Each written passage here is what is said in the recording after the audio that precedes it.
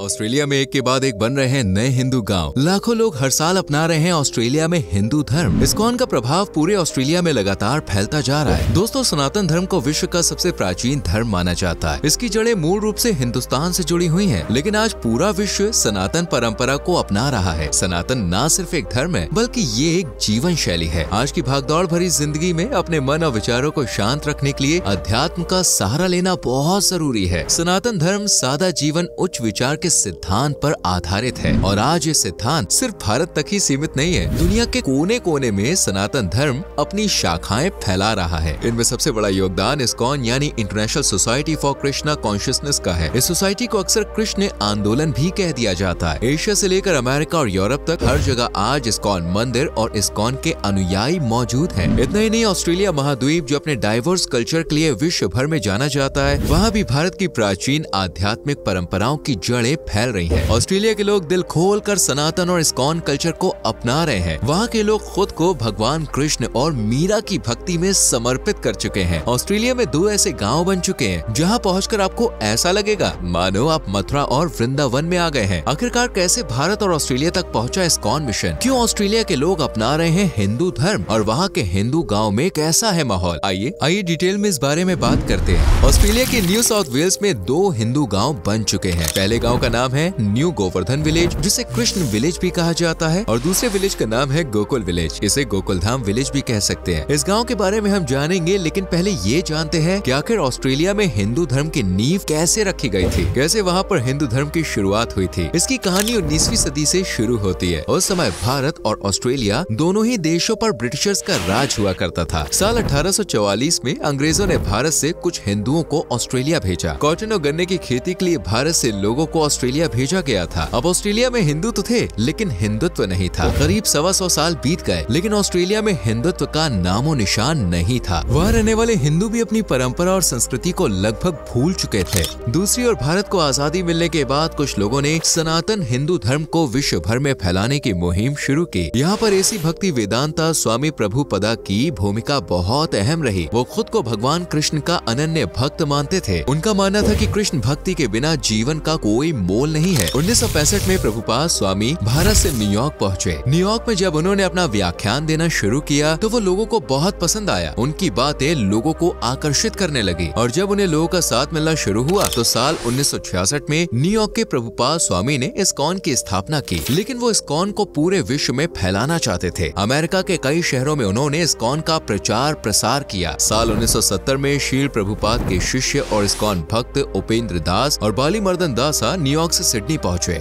दोनों ने सिडनी में इस्कॉन केंद्र की स्थापना की। ये न सिर्फ ऑस्ट्रेलिया का पहला इस्कॉन केंद्र था, बल्कि इसे ऑस्ट्रेलिया के पहले हिंदू मंदिर होने का गौरव भी प्राप्त है। इसी तरह से ऑस्ट्रेलिया में हिंदुत्व की नींव रखी गई। साल 1970 के दशक में प्रभुपाद ने स्वयं ऑस्ट्रेलिया का दौरा किया और वो मेलबर्न पहुँचे। मेलबर्न में भी लोग उनके साथ जुड़ने लगे और 1975 में मेलबर्न के एल्बर्ट पार्क में इस्कॉन की स्थापना की। इसके बाद ऑस्ट्रेलिया में इस्कॉन और सनातन धर्म तेजी से फैलने लगा। Brisbane, Adelaide, Perth, Gold Coast, Newcastle और कैनबरा जैसे कई शहरों में हिंदू मंदिरों की नींव रखी गई। अब बात करते हैं ऑस्ट्रेलिया के हिंदू गांव की। 2 प्रमुख गांव में पहला नाम न्यू गोवर्धन विलेज का आता है, जो न्यू साउथ वेल्स के विक्टोरिया इलाके में स्थित है। ये गांव करीब 1000 एकड़ एरिया में फैला हुआ है। ये गांव पूरी तरह से कृष्ण की भक्ति में लीन नजर आता है। यहाँ पर सुबह से लेकर शाम तक पूजा पाठ, आरती और कीर्तन होता है। 12वीं कक्षा तक एक स्कूल भी यहाँ पर मौजूद है और इस गाँव के लोग ऑर्गेनिक फार्मिंग करते हैं। इस्कॉन केंद्र में करीब 100 लोग रहते हैं और गांव में लगभग 2000 लोग रहते हैं। सुबह की शुरुआत यहाँ पर मंगल आरती और पूजा पाठ से होती है। इसके बाद सभी लोग सामूहिक रूप से योग करते हैं। दिन में लोग खेतों में समय बिताते हैं। पूरी तरह से जैविक खेती यहाँ पर की जाती है। किसी तरह के हार्मफुल पेस्टिसाइड्स और केमिकल्स का इस्तेमाल यहाँ नहीं किया जाता। इसके अलावा गौशाला में मौजूद गाय और बैलों की सेवा भी लोग करते हैं। इन गायों को पूरी तरह से प्राकृतिक तरीके से रखा जाता है और वेदों के अनुसार ही उनकी देख रेख की जाती है। भक्त स्वयं गायों को चराने के लिए लेकर जाते हैं। हैं। दिन में रोजाना हरे राम हरे कृष्ण का मंत्र जाप और कीर्तन आयोजित होता है। भगवत गीता का पाठ किया जाता है। रविवार और विशेष अवसर पर मंदिर परिसर में प्रसाद भी बांटा जाता है। इस दौरान यहाँ भक्तों की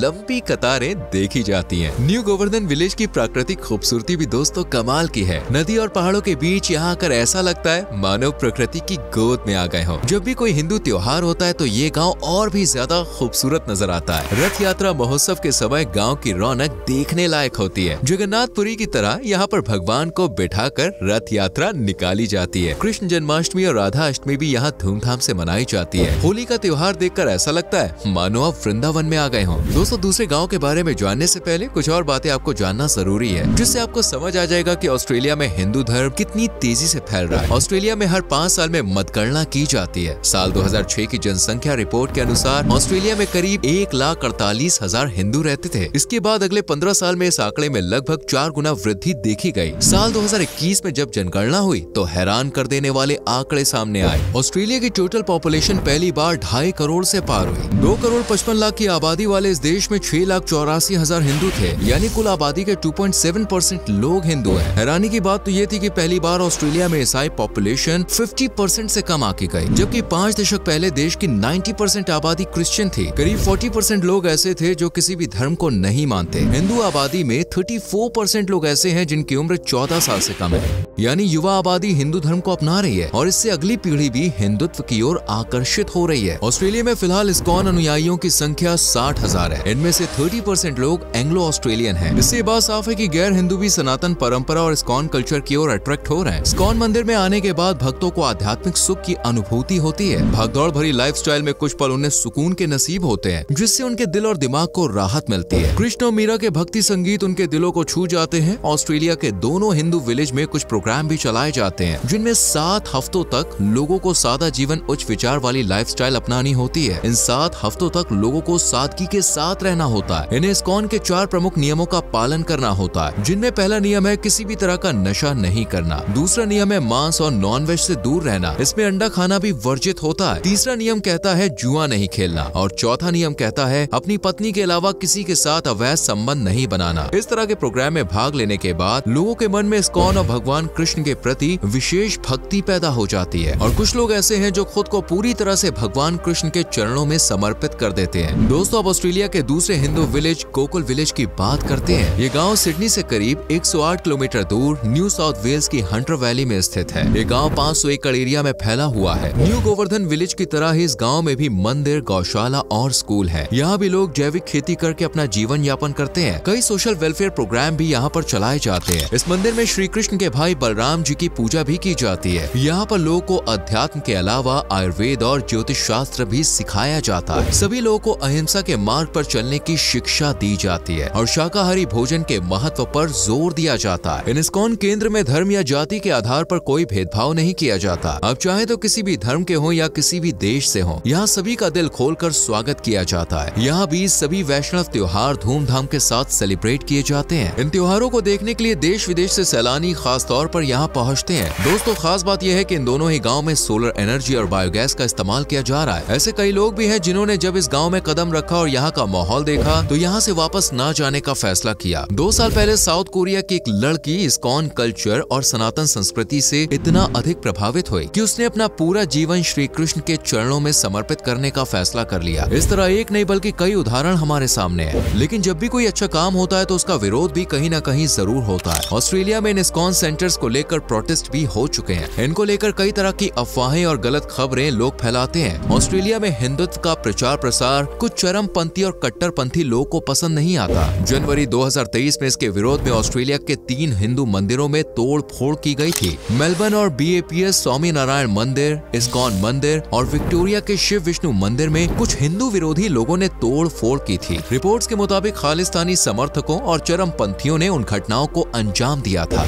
असल में लोगों का कहना है कि इस्कॉन के अनुयायी जबरन लोग का धर्म परिवर्तन करा रहे हैं, लेकिन इस्कॉन के संस्थापक श्रील प्रभुपाद ने कभी भी धर्म परिवर्तन पर जोर नहीं दिया। वो तो धर्मांतरण को गलत बताते थे। इस्कॉन वो जगह है जहाँ आकर आपका हृदय परिवर्तन होगा। आप किस धर्म और किस जाति के हैं उससे कोई फर्क नहीं पड़ता। जिस इस्कॉन केंद्र की स्थापना ही ऐसे विचारों के साथ हुई हो, वहाँ पर धर्मांतरण का दोष रोपण करना अपने आप में ही निंदनीय है। दोस्तों, ऑस्ट्रेलिया में हिंदुओं की बढ़ती आबादी की एक वजह लोगों का वहाँ पर आकर बसना भी है। पिछले कुछ सालों में भारत और नेपाल से बड़ी संख्या में लोग ऑस्ट्रेलिया शिफ्ट हुए हैं और वहाँ पर जाकर जब उन्हें सनातन धर्म देखने को मिला तो वहाँ से वापस आने का मन नहीं हुआ। हालांकि ये बात भी सच है कि गैर हिंदू लोग भी सनातन धर्म और इस्कॉन की तरफ आकर्षित हो रहे हैं। न्यू गोवर्धन विलेज और गोकुल विलेज के बाद कुछ और गाँव भी हिंदू धर्म अपना रहे हैं। परेशान और बेचैन लोग जब श्री कृष्ण की भक्ति करते हैं या भगवत गीता सुनते हैं तो उनका मन स्वतः ही आध्यात्मिक हो जाता है और यही तो सनातन धर्म की सबसे बड़ी खूबसूरती है। दोस्तों, अगर आप भी ऑस्ट्रेलिया जाएं तो इन हिंदू विलेज की सैर करना बिल्कुल न भूलें। कुछ दिन आप भी इन इस्कॉन सेंटर में बिताने के लिए समय निकालें। यकीनन ये आपकी जिंदगी का वो अनुभव होगा जिसे आप कभी नहीं भूल पाएंगे। उम्मीद करते हैं कि आपको हमारी आज की ये वीडियो पसंद आई होगी। अगर हाँ तो इस वीडियो को ज्यादा से ज्यादा लाइक और शेयर करें। आज के लिए इतना ही। आपसे फिर मिलेंगे एक और नई और इंटरेस्टिंग वीडियो में। Till then, bye bye, take care.